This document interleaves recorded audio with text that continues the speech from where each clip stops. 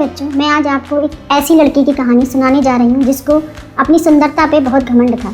तो कहानी का नाम है सुंदर कौन। चलिए शुरू करते हैं। सीमा 5वीं कक्षा में पढ़ती थी। पढ़ने लिखने में बहुत कमज़ोर थी। बस उसकी एक ही विशेषता थी कि वह दिखने में सुंदर थी, इसलिए सब उसकी सुंदरता की तारीफ करते थे।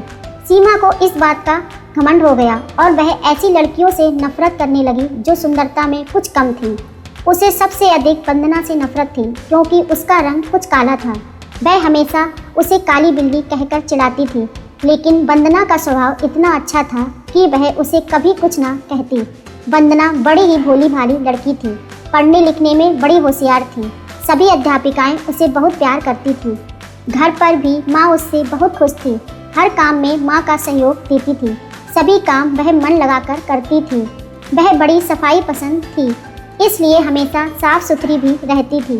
सीमा सारे दिन घर से बाहर खेला करती थी।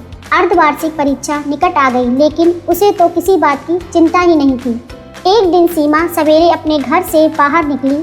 उसके पापा नई गेंद लाए थे, इसलिए वह बहुत खुश थी। वह सीधी अपनी एक सहेली दिव्या के घर गई। दिव्या उस समय अपने घर की सफाई करने में माँ की मदद कर रही थी।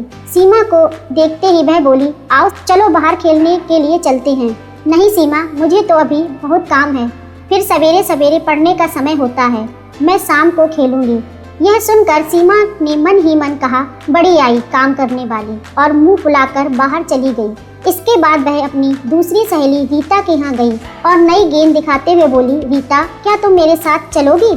नहीं, मैं तुम्हारे साथ अभी नहीं जा सकती। मुझे अभी पढ़ाई करनी है, घर का काम करना है। यह सुनकर वह चुपचाप बिना कुछ कहे गुस्से से बाहर चली गई। इसके बाद वह अपनी कई सहेलियों के घर गई, पर सभी पढ़ाई कर रही थी। किसी को खेलने की फुर्सत नहीं थी। सीमा सोचने लगी, इन सबको क्या हो गया है?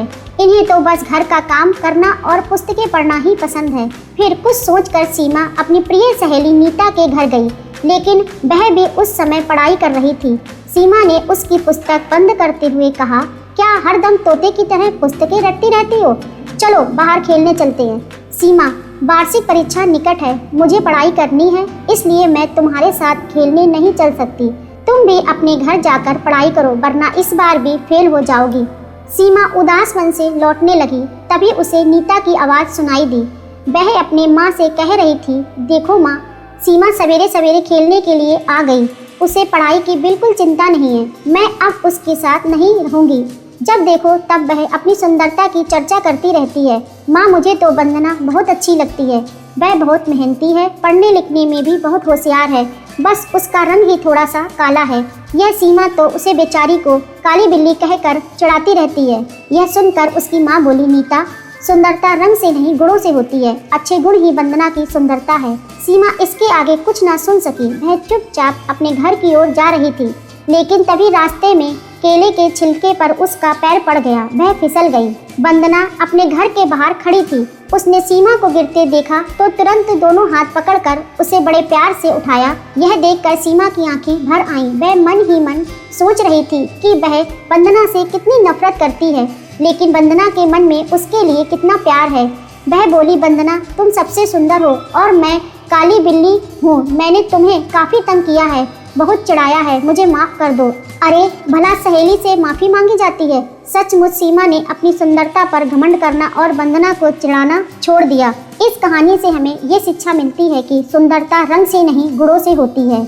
इसी के साथ कहानी खत्म होती है। और बच्चों, आप लोग मुझे कमेंट बॉक्स में बताना कि आपको इसमें सबसे अच्छा क्या लगा। धन्यवाद।